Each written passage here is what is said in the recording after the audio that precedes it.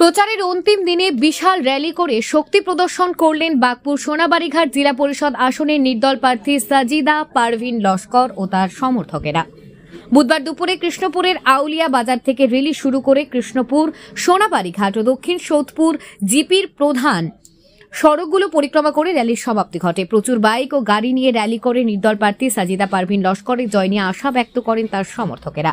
Rally শেষে এ নিয়ে আয়োজিত জনসভায় বাগপুর সোনাবাড়িঘাট জেলা পরিষদের আসরে নির্দল প্রার্থীর প্রতিনিধি জাকির হোসেন লস্কর বক্তব্যে বলেন, নির্বাচনের ময়দানে অবতীর্ণ হয়ে এলাকার মানুষ যেভাবে স্বতঃস্ফূর্তভাবে সমর্থন করেছেন, এতে তিনি পুরোপুরি আশাবাদী নির্দল প্রার্থীর জয় এখন শুধু সময়ের অপেক্ষা মাত্র।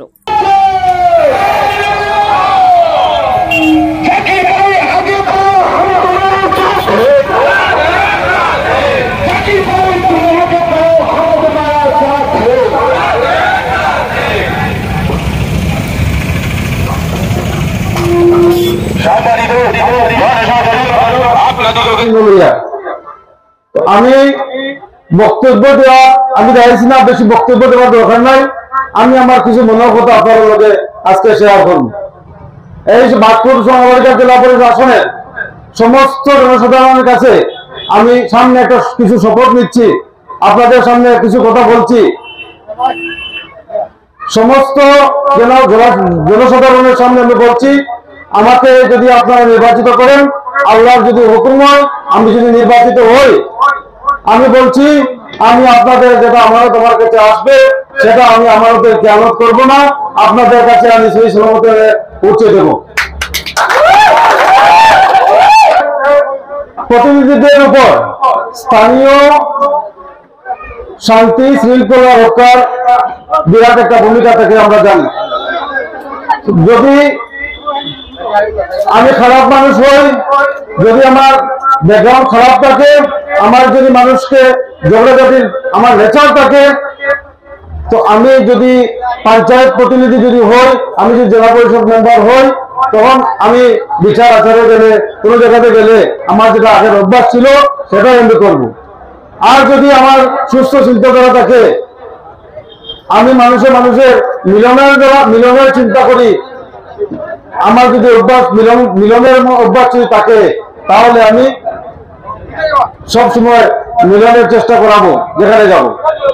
তাই আমি শপথ নিচ্ছি আজকে আপনাদের সম্মুখে, আমি বাগপুর সোনাবাড়িঘাট জেলা পরিষদ অঞ্চলে শান্তি শৃঙ্খলা বজায় রাখার উপর আমি গুরুত্ব দিব, কাজ করবো ইনশাআল্লাহ।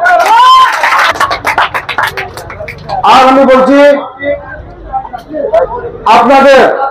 আপনারা যেভাবে এই বাগপুর সোনাবাড়িঘাট অঞ্চলের সমস্ত জনসাধারণ যেভাবে আমি একজন নির্দল প্রার্থী হিসাবেও আমাকে যেভাবে সমর্থন দিচ্ছেন, আমাকে যেভাবে সম্মান দিচ্ছেন, আমি কোনোদিন আপনাদের সম্মান নষ্ট করব না। আমি সর্বদা আপনাদের সম্মান রক্ষা করে চলব। আমাকে আপনারা বিপদে আপদে সুখে দুঃখে সবসময় আমাকে পাবেন। আমি আগে থেকে দেখছেন আপনারা আমাকে, আমি সবসময় জনগণের পাশে থাকতে চাই, সবাইকে নিয়ে চলার চেষ্টা করি।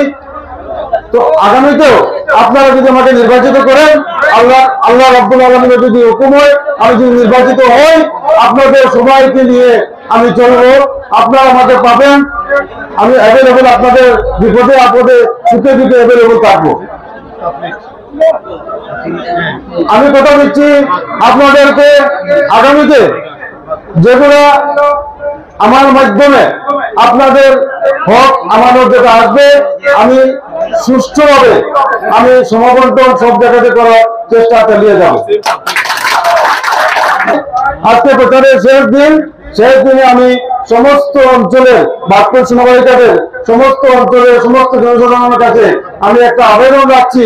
আমি বহু জায়গা রয়েছে, আমার কাছে প্রচুর মানুষ ফোন করেন, আমি গিয়ে পৌঁছতে পারিনি, আমি দুঃখিত। আপনারা আমাকে সাপোর্ট করছেন, আমি আপনাদের কাছে পৌঁছতে পারিনি, আমি দুঃখিত। আমি ক্ষমা প্রার্থী আপনাদের কাছে যে আমি সব জায়গাতে পৌঁছতে পারিনি, সবাইকে বলতে পারিনি সময়ের স্বল্পতার কারণে। এখন আমি নির্দল প্রার্থী হিসাবে আরো বেশি কাজ করতে হচ্ছে, বেশি মানুষের সাথে যোগাযোগ করতে হচ্ছে, তাই সবার কাছে পৌঁছতে পারিনি, যার জন্য আমি সবার কাছে ক্ষমা চাচ্ছি। আপনাদের ছোট ভাই মনে করে আপনাদের ছেলের মতো মনে করে আপনারা আমাকে ক্ষমা করে দেবেন এবং আগামী 2 তারিখে কাপড়ের প্রতীক চিহ্নে ভোট দিয়ে আমাকে নির্বাচিত করুন। আমি ইনশাআল্লাহ আপনাদেরকে যেগুলো কথা দিচ্ছি, আমার উপরে যেটা ভরসা রাখছেন আপনারা, আমার উপরে যেটা ভরসা রাখছেন, আমি আপনাদের ভরসা নষ্ট করবো না ইনশাআল্লাহ।